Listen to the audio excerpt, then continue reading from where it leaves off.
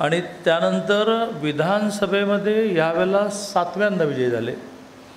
14 ते 19 राज्याचे अर्थमंत्री आणि वनमंत्री होते आणि 22ला माननीय एकनाथजींच्या नेतृत्वाखाली सरकार आलं. त्यातही त्यांच्याकडे वनमंत्री आणि सांस्कृतिक राज्यमंत्री म्हणून जबाबदारी होती. आणि अतिशय अभ्यासक, म्हणजे आत्ता यवना ह्या हॉलमध्ये फॅन किती आहेत, ट्यूब किती आहेत याचं नोटिंग त्यांचं झालं असेल.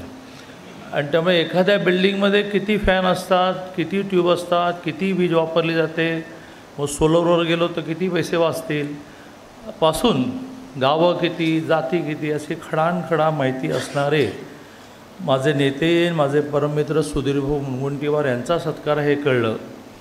आणि दुसरे माझे मित्र, फक्त भीती वाटते अलीकडे कोणाला मित्र म्हणताना की प्रेसवाले त्याचा काय अर्थ केली. काल आमदार आणि माझे परममित्र पराग अळवणी यांच्या मुलीच्या लग्नाला गेलो. मी गेलो त्याला उद्धवजी शुभेच्छा देऊन खाली उतरत होते आणि मी शुभेच्छा द्यायला वर चढत होतो. समोरासमोर आलो, नमस्कार केला. पण त्या लग्न समारंभातही प्रेस उपस्थित होती आणि ते शूट केलं.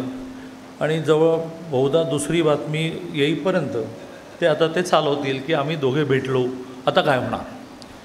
तसं अरविंद सावंत माझे खूप जुने मित्र, पण आता त्यांना मित्र म्हटल्यामुळे काय काय होणार आज दिवसभरात मला माहिती नाही. पण आम्ही एका एरियात वाढलो, मुंबईच्या गिरण गावात वाढलो, ज्याचा शार्दूलजींनी वारंवार उल्लेख केला की तुम्हाला नेता व्हायला, मोठा व्हायला पार्श्वभूमी लागत नाही. अरविंदजींची पण पार्श्वभूमी गिरण भागातली आणि माझी पार्श्वभूमीसुद्धा गिरण भागातली. अरविंदजी त्या गिरण भागातल्या पार्श्वभूमीतून करता करता करता करता ॲज पर माय नॉलेज 3री टर्म खासदार आणि केंद्रीय मंत्री होते. अशा दोघांचा सत्कार आहे कळल्यानंतर 5व्या युवा संसदेला मी येऊन गेलेलो असूनसुद्धा मी मान्य केलं की मी आज ह्या कार्यक्रमाला येतो. आज या युवा संसदेचं उद्घाटन झालं आहे.